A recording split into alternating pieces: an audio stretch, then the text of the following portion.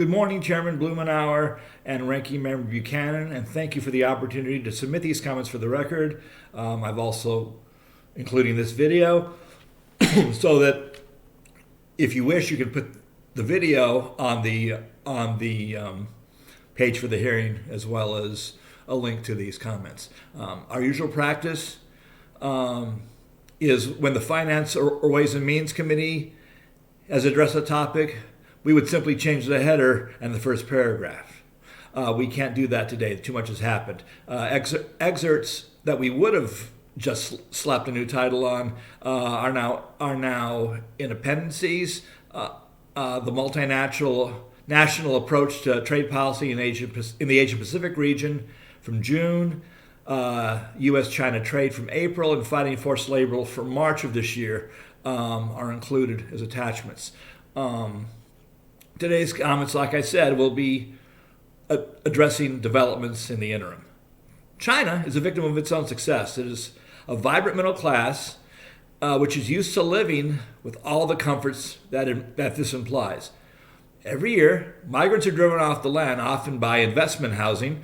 They seek factory jobs, which will eventually lead them into property ownership in the middle class themselves.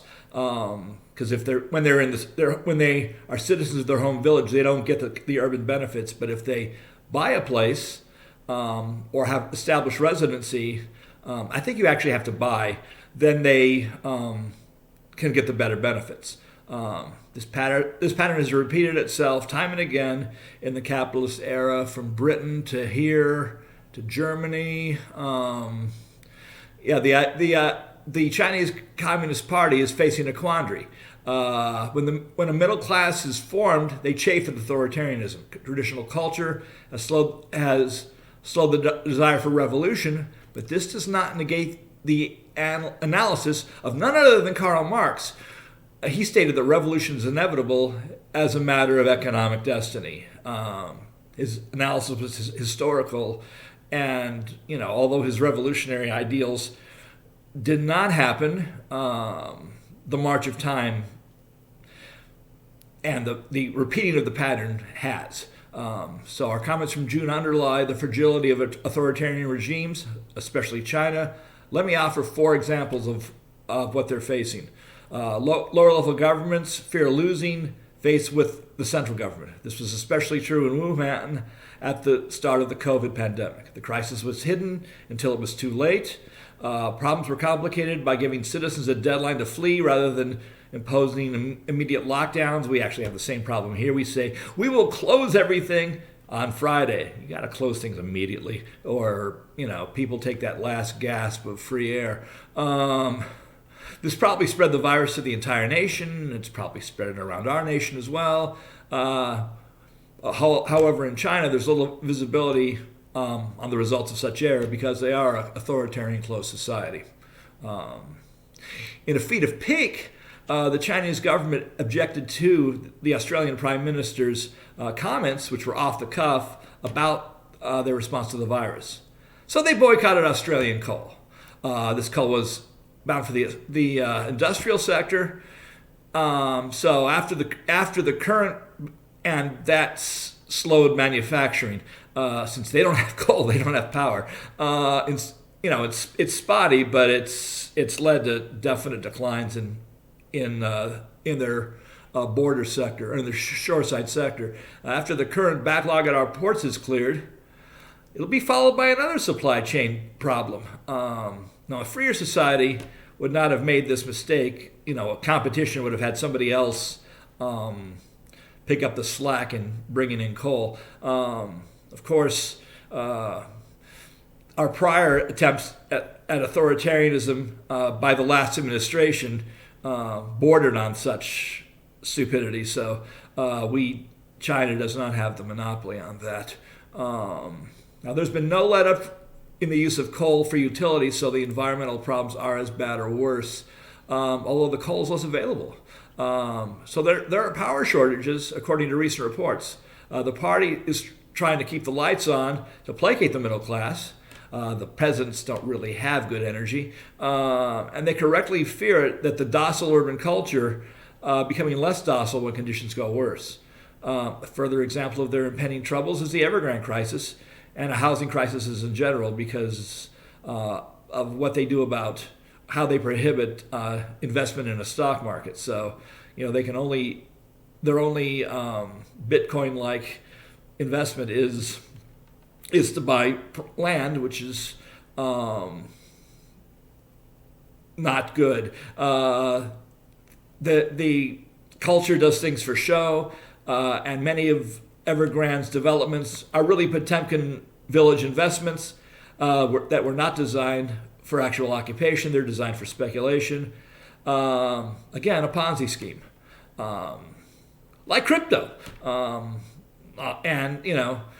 And speaking of Potemkin villages, a lot of our single-family rental market has become close to that as Messrs. Ross and Mnuchin now have been offering. They got rich offering, or richer offering